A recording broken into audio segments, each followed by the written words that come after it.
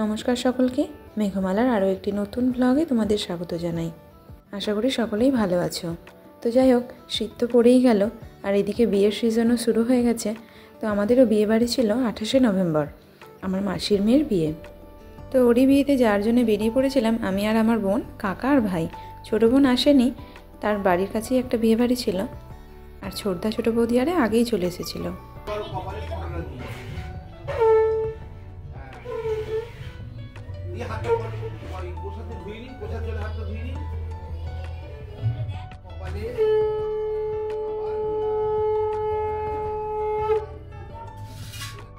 গল্প করতে করতে চলেও এসেছিলাম তাড়াতাড়ি, আর এসেই দেখলাম বোনের নান্নিমুখ শুরু হয়ে গেছে। আর সন্ধ্যাবেলার অনুষ্ঠানের জন্য রেডি হয়ে আমরাও চলে এসেছিলাম। চারিদিকটা লাইটিং দিয়ে বেশ সুন্দর করে সাজিয়েছে, আর ওইদিকে ছিল ফুচকা স্টল। আর এই যে আমাদের কোণে চলে এসেছে, কি সুন্দর লাগছে গিনিকে, তাই না?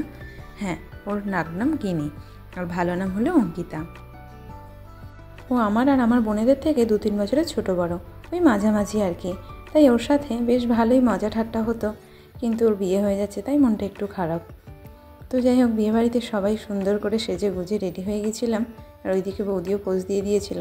আর ওই যে দেখলে পিছন থেকে উঁকি বাড়ালো পনি। গিনিকে এমনিতেই সুন্দর দেখতে, তার উপর বিয়ের সাজে আরও মিষ্টি লাগছিল। আর এদিকে পনিকে বললাম একটা গানে নাচতে, তো ও একদম হিরোর মতো নাচ দেখিয়ে দিল। আর এইদিকে বড় চলে এসেছে। বিয়ের লগ্ন যেহেতু রাতে ছিল, তাই আমরা তাড়াতাড়ি খাওয়া দাওয়া করে নিয়েছিলাম। ওই যে সেই দিকে বসেছে দীপা আর ছোটদা, আর এইদিকে পনি আর হচ্ছে ছোটো বৌদি, আর তার উল্টো দিকে ভাই আর আমি। খাওয়া দাওয়া সেরে চলে এসেছিলাম বিয়ে দেখতে। তো বরকনেও এসে হাজির। তো এবার শুভ দৃষ্টি।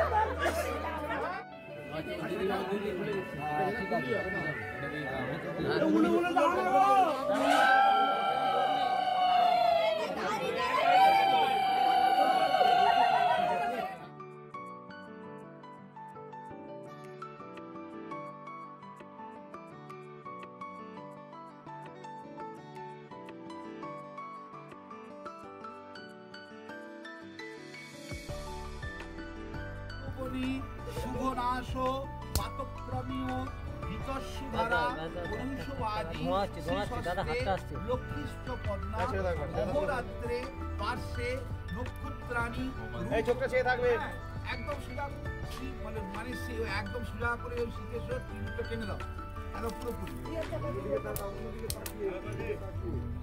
হ্যাঁ, আসলে টেনে দাও। দেখতে দেখতে সব আচার অনুষ্ঠান সেরে বিবাহ সম্পন্ন হলো। তো চলো, ভিডিওটাও তাহলে আজ এখানেই শেষ করছি। নেক্সট ব্লগে বৌভাতের ভিডিও তোমাদের সাথে শেয়ার করব। ভিডিওটা ভালো লাগলে একটা লাইক করে দিও, আর বন্ধুদের মধ্যে শেয়ার করে দিও। নমস্কার।